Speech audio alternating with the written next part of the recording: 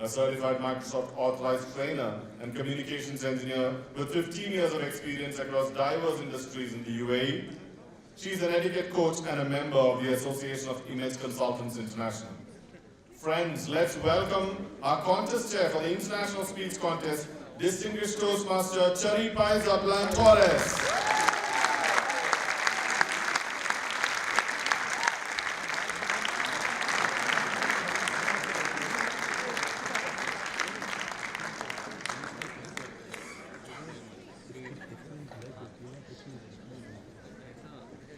Fellow Toastmasters and guests, how are you all feeling today? Me, I am not fine. Because I don't want to feel insecure and neurotic and emotional, as I'm feeling great. Yes, I'm getting really excited about today. Look around, see the smiles of everyone's faces. We've got our esteemed judges, leaders, cherished members, beloved friends, and of course our honored guests. So welcome to the most anticipated and most awaited contest of District Toastmasters Annual Conference 2015, the International Speech Contest Finals.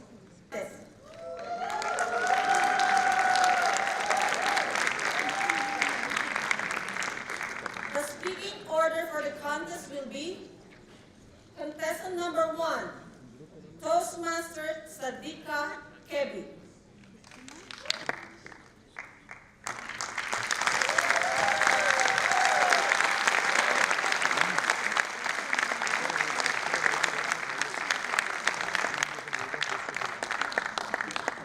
Contestant number 1, Toastmaster Sadika Kebi.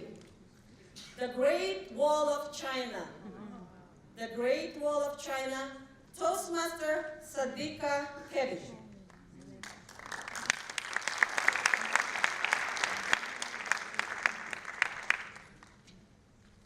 Sadia, did you apply for that transfer? Not again that. I'm not changing majors. It's either medicine or forget about university.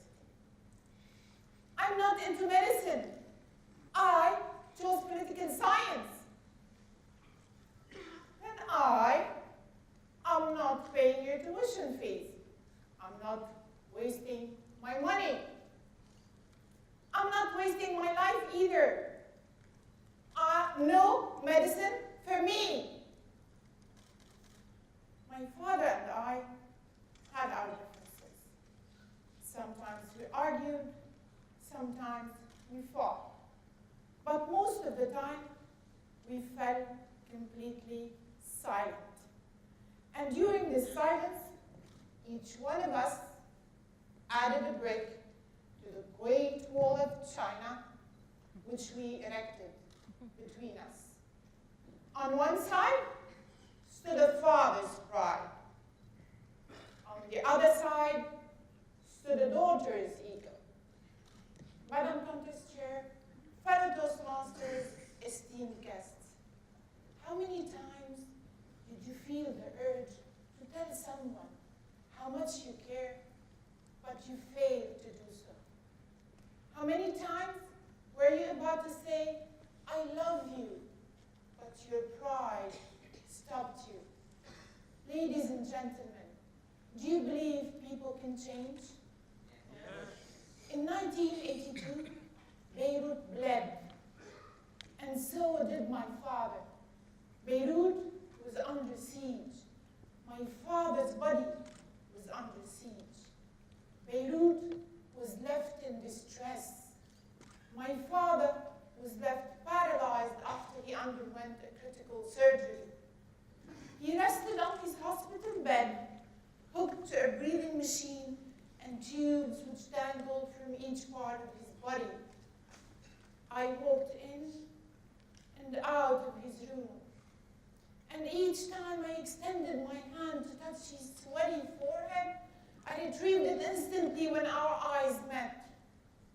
My father's eyes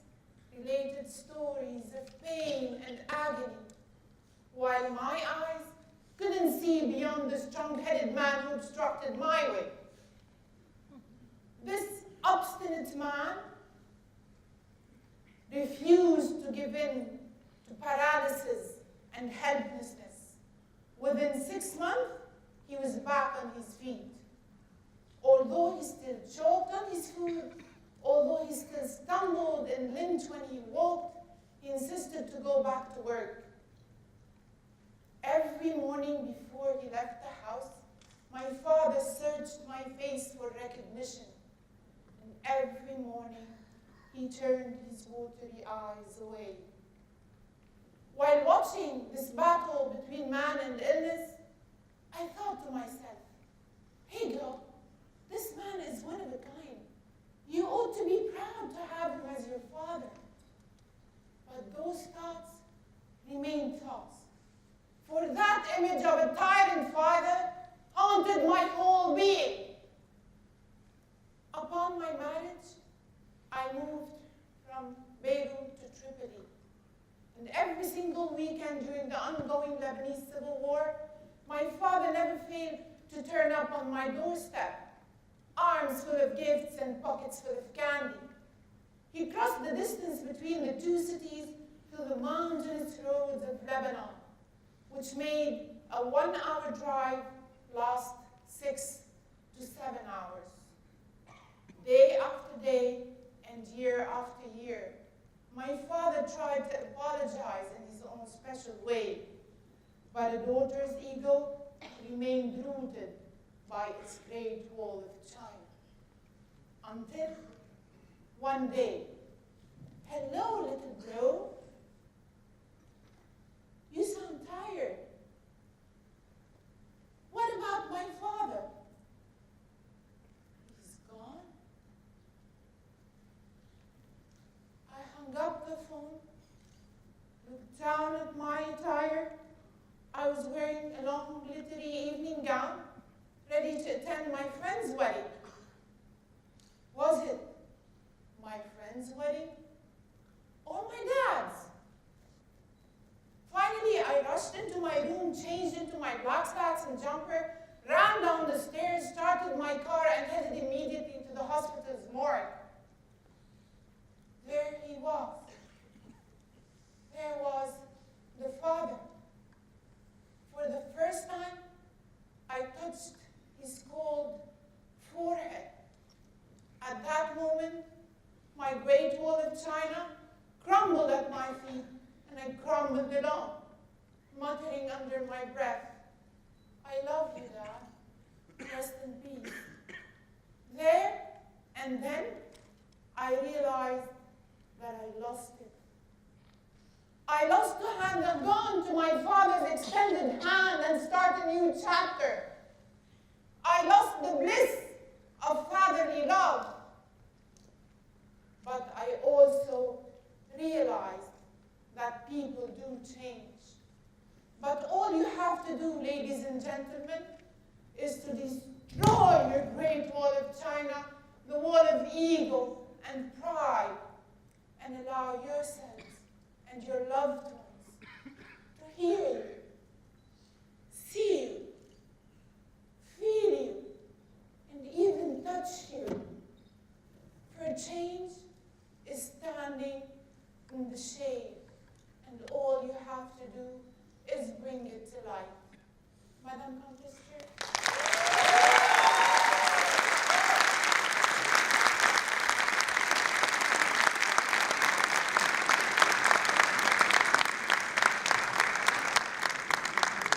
May we have 1 minute of silence for the judges to mark their ballots.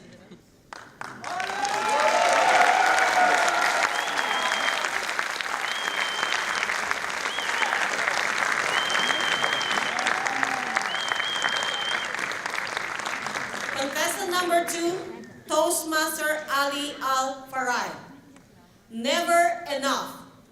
Never enough. Toastmaster Ali Al-Farai.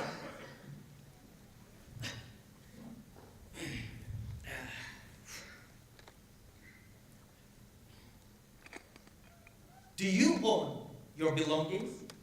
Or do your belongings on you. Do you have trouble throwing stuff out? Afraid to let go of that old empty CD case, just in case you might need it again?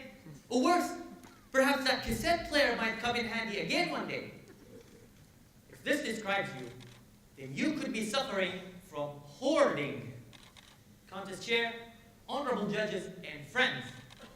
Hoarding is an illness that occurs when people keep stuff they don't need because of attachments to their past. This is my great-great-grandfather's toothbrush. Or because they're nervous about going without in the future. What if I ran out of money? What if they stopped designing those watches? What if McDonald's stopped selling Happy Meals? If you entered my bedroom, you would think that you have entered the cave of Ali Baba.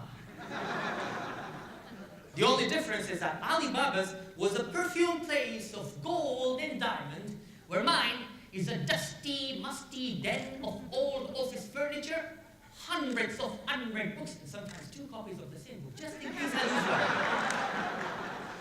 And my old, rusty jeans.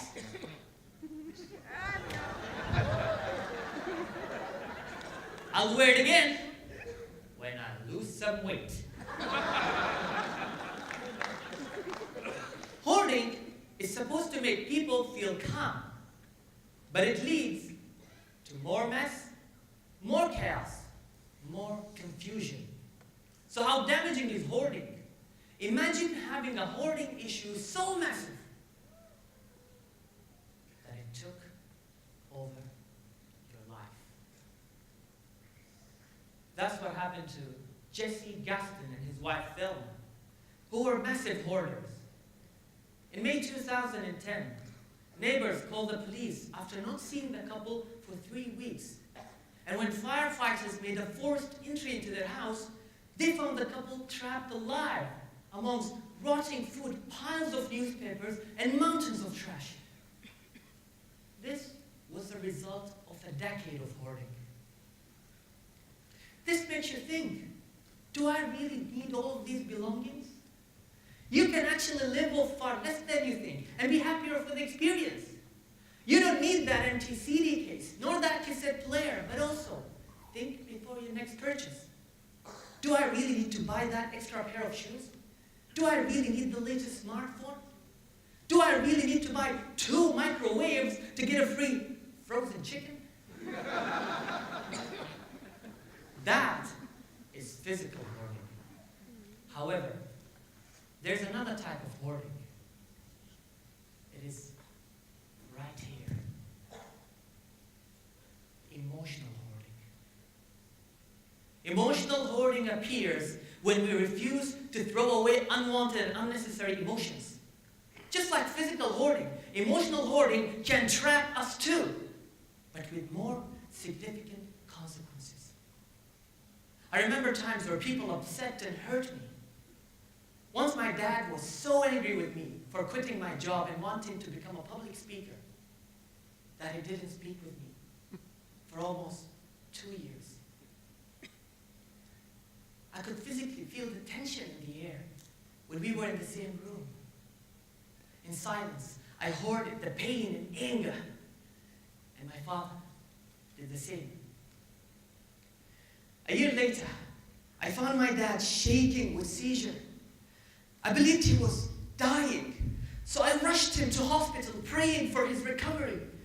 I paced in the waiting room. Seconds seemed like hours.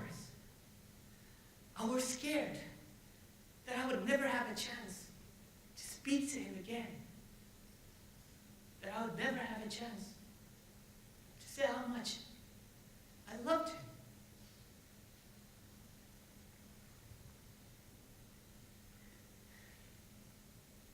My father survived, but was left partially paralyzed.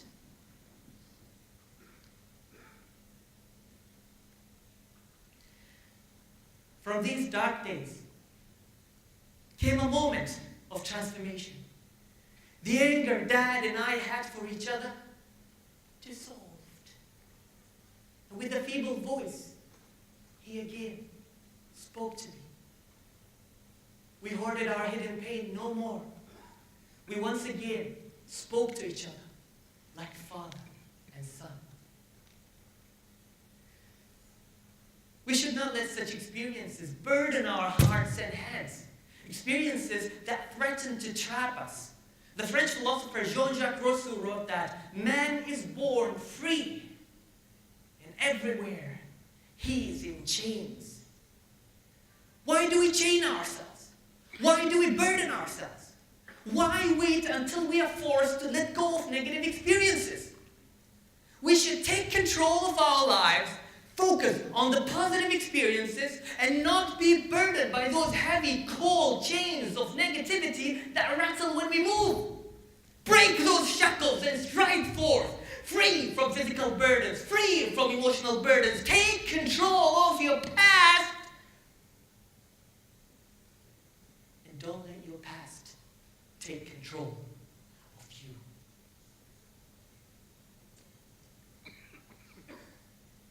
Are you tired of being chained by unwanted and unnecessary belongings and emotions? Emotional hoarding brings no benefits, but only baggage and burdens.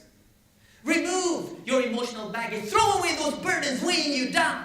Lighten your load and experience the freedom that it brings. A freedom where you can look to the future without being chained to the past.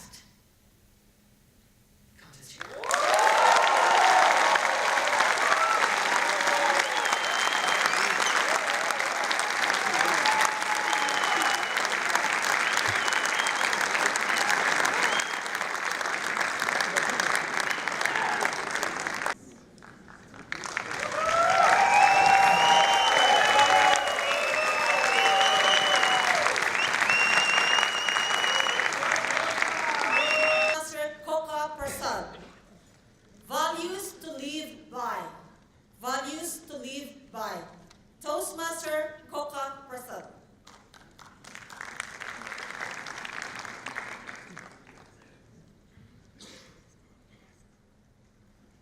What are the values you live by?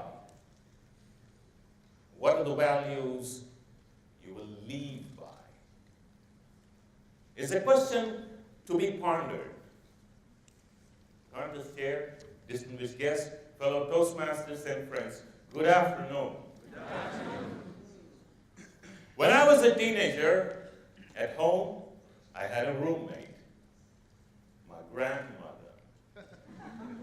A woman frail as a flower shared my room, while my brothers and sisters shared an adjacent room. At 80 years old, my grandmother was a vibrant, vintage woman. She was my constant companion. At the dinner table, oh boy, believe me, she was loud. She made slurping and burping sounds, occasionally tossing her finger into her mouth to dislodge her dentures into the plate. It freaked my mother out. Back in the bedroom is where she took center stage. She always had nice things to tell. She was better than the TV. At bedtime, she would take me on a journey to faraway fairylands where everything was bright and beautiful. And at night, she snored like a bear. It often began with a clemendo and progressed into a crescendo. And sometimes it would stop. That's when I would get up in the bed in pitch darkness and wonder, has she died? I would extend my hand and see if she was breathing. Like an engine that's been re-cranked, she would sputter, mutter, say something in gibberish, and begin all over. Now you know why my brother and sister sleep in the adjacent room. On pensive days, my grandmother spoke of my grandfather and his journeys on a railway train. Yes, my grandfather worked in the Indian Railways as a railway guard. In the corner of the bedroom stood my grandfather's big trunk. It was the only possession my grandmother had at home. My grandmother would talk of the stories, and every dent and every ding on that trunk had a story to be told. This trunk is yours when I'm gone, she would often tell me. Yes, Grandma, I will keep it. That's a promise, I would tell her. Years passed. I finished college, even found a job. I left home. It was in the year 1998, one early December morning. My father called me and said, my grandmother passed away in her sleep. Time stood still. I could not make it to see my grandmother one last time, but when I did stand in the bedroom, as silence ricocheted off the walls, I could feel it in the air. It was as if she was there. The big old trunk catches my misty eyes, and I hobble up to it, and I open it. Sitting on top of everything was my grandfather's white uniform, with his buttons shining like stars in a constellation. And all the papers I had scribbled as a child, I ruffled through them, dripping them with my tears. As a teenager, I did not know what my grandmother left me, but now I see it, clear as the day, a trunk full of values. Knowing that a person counted, and your life would never be the same without him or her in it, is a value that's priceless. My grandmother had nothing except the trunk, yet she was happy, and she made me happy. Knowing it doesn't matter what we have in life, we all are beggars, and we all seek the same from it. It's a value priceless. My grandmother dallied with her dentures and snowed in slumber. Boy, I really miss her. Knowing that the best days are those we casually share with our loved ones is a value priceless. Values are like our fingerprints, and we leave them all over everything we do, said Elvis Presley. What are the values you live by? What are the values you will live by? It's a question definitely to be pondered. The big old trunk. Oh yes, it still sits in the corner of my bedroom. I will give it to my son who's promised to keep it.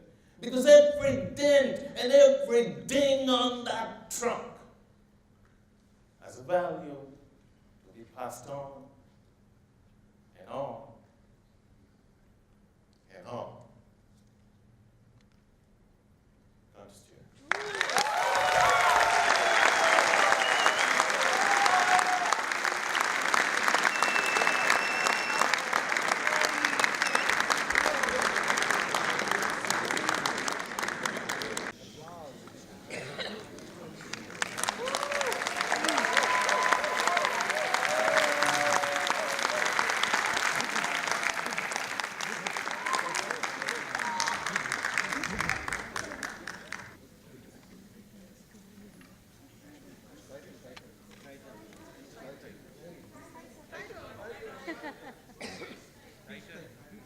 Please, Michael. I'm sorry for that. No problem. Toastmasters Sam Kadeh. Are you living it? Are you living it? Toastmaster Sam Kadeh.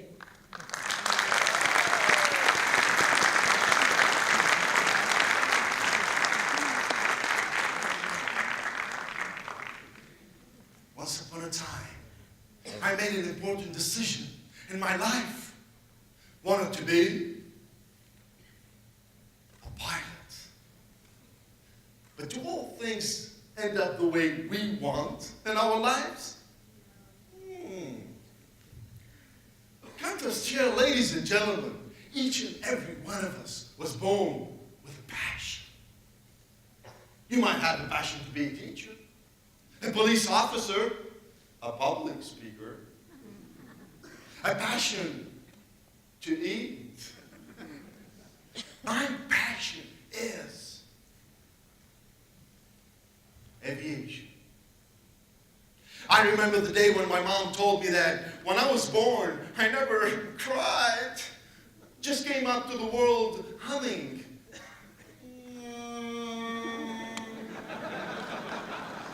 Just wanted to fly. Yeah. Aviation is my passion. What about you? What is your passion? Are you living it?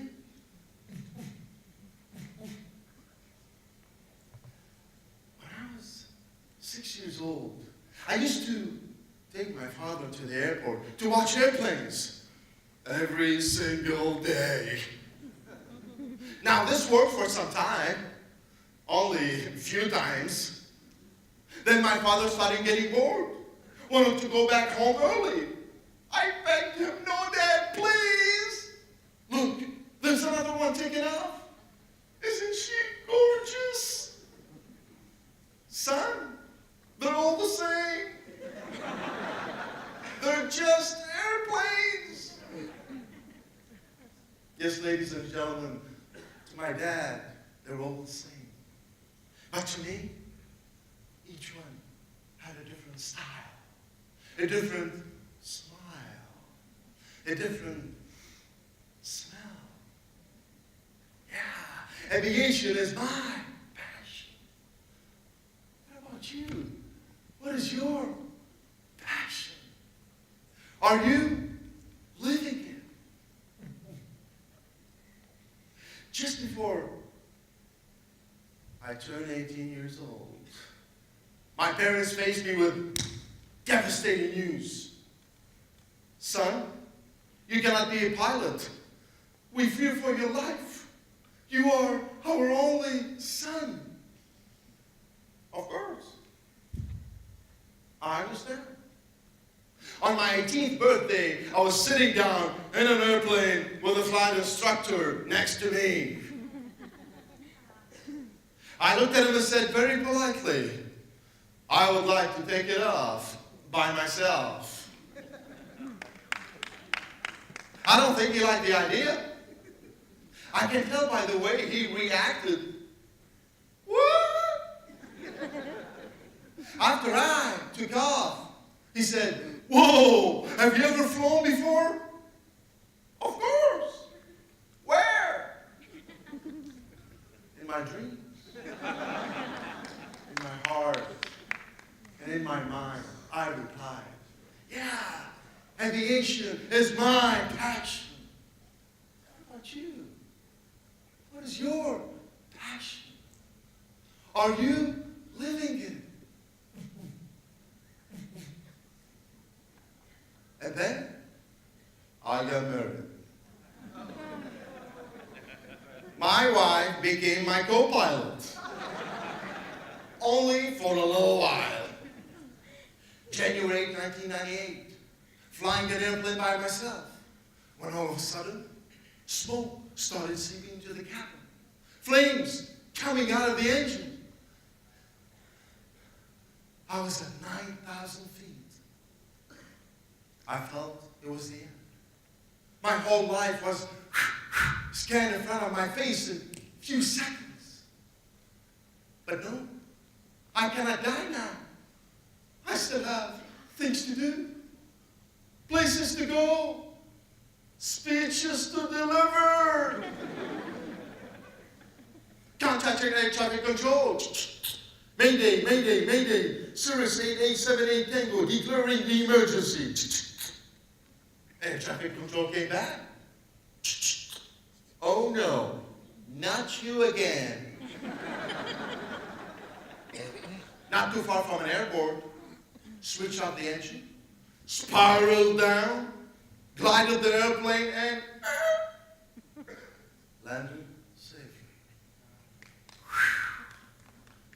The National Transportation Safety Board determined that because of the accident was due to mechanical malfunction. I had nothing to do with it. But my wife already made her decision.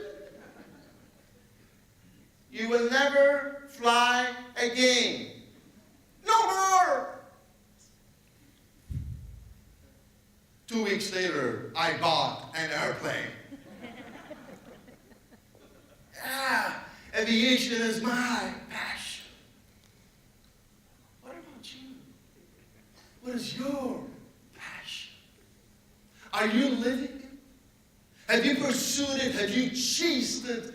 Or because of some challenges in life, you kind of drifted away? Yeah. You may hear a lot of no to your passion, even from the closest people to you. And sometimes you may put your life in a down spiral. But if you don't follow your heart, your passion, you will never live life to its fullest. It doesn't matter how old you are, how busy you are, how far you are. Come with me. Come and relive the passion that was blended in you. That was blended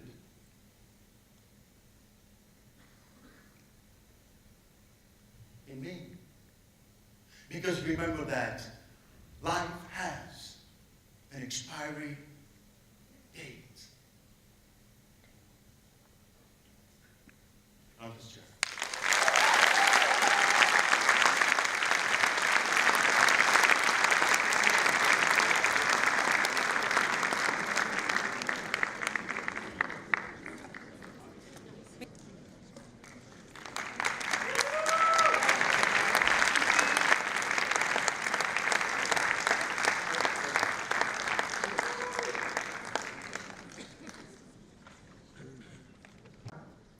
The prize tag. The prize tag, Toastmaster Nisha Shiver.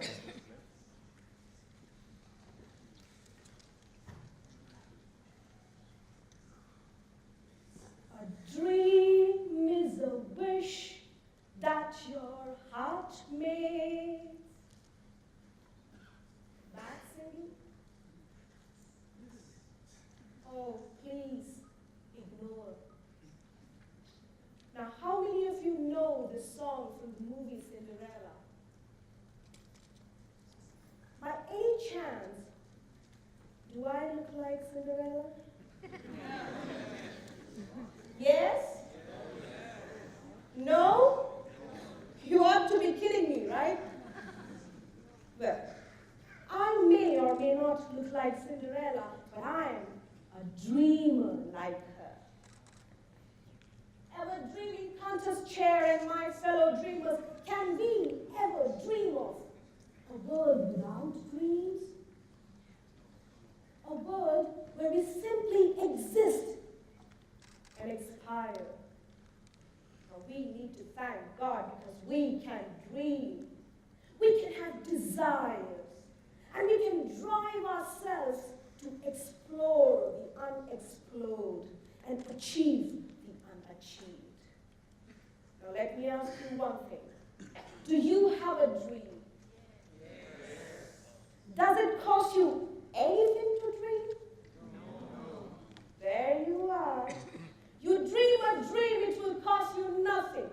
Absolutely nothing. But to achieve that dream, you have to follow it fervently. You may fail.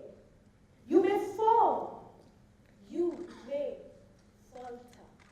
But that is the price you pay to achieve your dreams. And believe me, that is an affordable price. Do you know what? There is another price tag that is put on your dreams either by your circumstances, by your own commitments, or by community. A price tag that looks into your eyes and yells, hey, listen, your dream is impossible. Every dream carries such a price tag. Years ago, during my short hair and short skirt days, I used to wake up to this unusual dream of fascinating folks with my rhetorical skills. I dreamt to be an orator. From my dreaming mind sprouted many speeches, most of which went into the trash can. And if some ever escaped and caught the attention of someone's eye, the encouragement was such that you would wish you remained illiterate for life. Oh my God, Shakespeare and Wordsworth are so lucky that they are dead before she killed them with her speeches. My friends would tease me. You are talented, but that is not going to give you any marks. My teachers. What? Orator? Pathetic. My uncle. I thought he is my mentor, but he turned out to be a tormentor. Speeches will not give you bread and butter. You have to study and only study. Sounds familiar? Mom. And when she too jumped into the bandwagon that knocked me into a rude reality that I must dream their dreams, and for my dreams they decided a price tag. So my dreams lied dormant for years, until destiny brought me to Qatar. And ironically, it was in search of a job that I walked into a Toastmasters club that turned out to be an oasis in the desert that quenched my thirst to write, to speak, and to reach out to my dreams. And as I was floating on cloud 9, God chose to bless me with motherhood. Was it going to be another price tag on my dreams? During the contest season, bearing both a dream and a child became unbearable. My well-wishers advised me. The concerned people warned me, and the unconcerned literally killed me with their stinging statements. But my determination prevailed, and I flew to Oman for my public speaking contest with a baggage of dreams and a baby in my room. Well, I fell short of becoming a champion, but I did not stop there. Today, I'm back on the stage with a resolve much stronger than ever. And if I choose to quit my dreams today, what kind of an example would I set for my son, who has been enduring all the ups and downs of my dream quest? How would I convince him that if he has a dream, he has to protect it from the unwanted price tags? And can I share a secret? All the contestants sitting here have one common dream: to be a world champion. And let me tell you guys, chase your dreams until you win. My other friends, I don't know what your dream is, but I know that you have stopped pursuing your dreams because someone out there said it is not possible. In the words of Dara Torres, your dreams may become harder to achieve, but it just cannot stop because you have hit a certain age or you have had a child. So do you have a dream? Yes. So let your dreams happen, because a dream is a wish that your heart makes.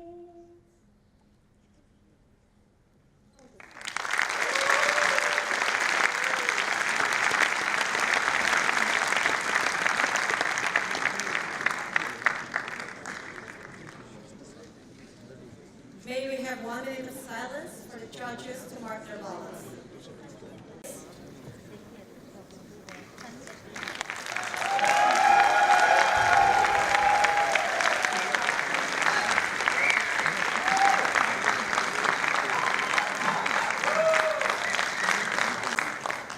Toastmaster Rafiq Ahmed. Show up. Show up, Toastmaster Rafiq Ahmed.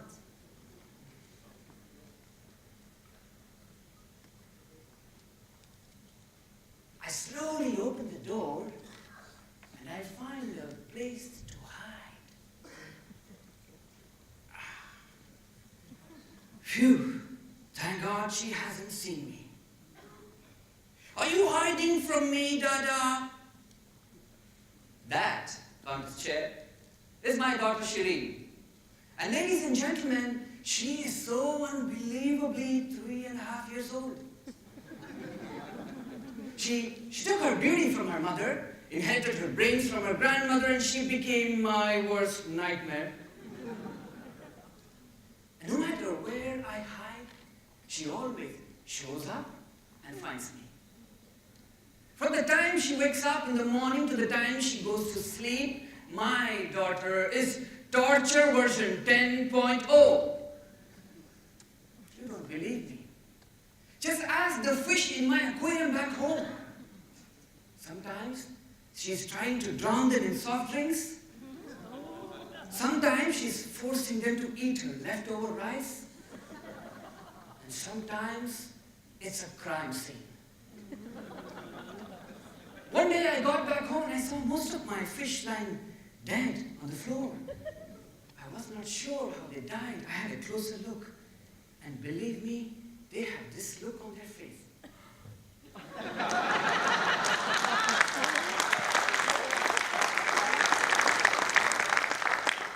And that's when I came to the conclusion to the fact that they actually resorted to committing suicide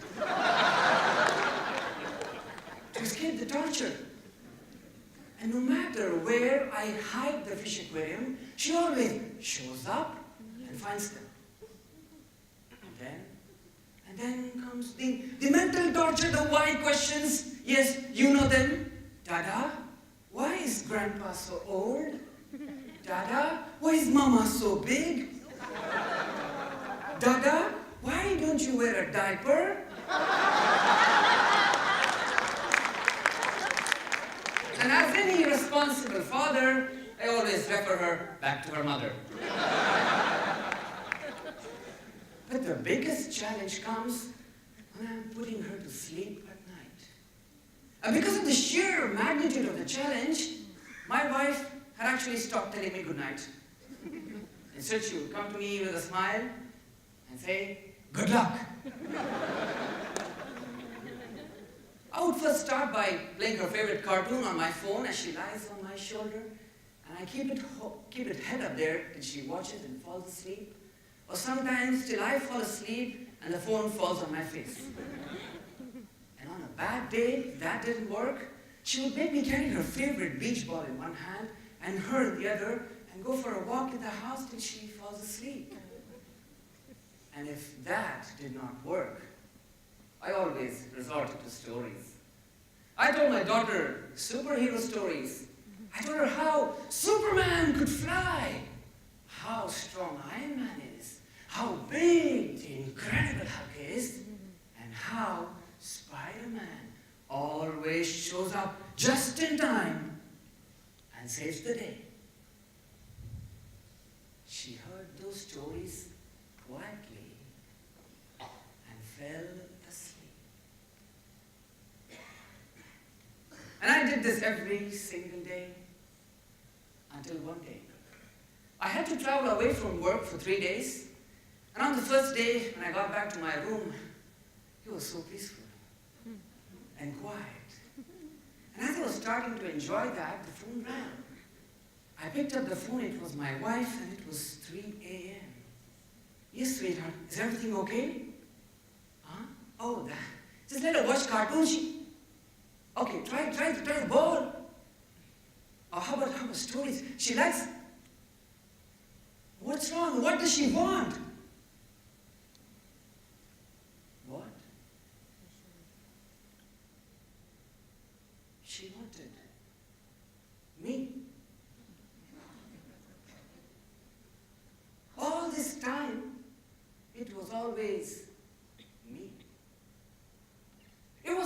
those cartoons, those toys, those superheroes. It was always me. Only I could put her to sleep. And all I had to do was show up. Maybe I could not fit in those sleek spandex superhero suits, but there were other ways in which I could have been a hero to my child. And just like how a superhero makes a dramatic entrance and shows up just in time, as a parent, all I had to do was show up when she needed me. Is this not what we all do in life too, ladies and gentlemen? All those missed family dinners because we had to stay longer at work, those loved ones that we've been postponing to meet in Qatar, in Kuwait, in Doha, in Oman, in Lebanon, in Jordan, Bahrain, or back home in India. All those little moments we could have spent with our children, playing, putting them to sleep, all gone. If we fail to show up. From that day, I've always loved every moment with my daughter, no matter how tough, how challenging it gets. I like playing with her, I like putting her to sleep, and sometimes I contribute in the crime scene. It's like we are supporting each other in killing some fish together. And like Zig Ziglar rightly said it, when it comes to our loved ones, let's not waste time. Let's get up, dress up, never, never, never give up on our loved ones. And like superheroes do, make that dramatic entrance and show up when they need you.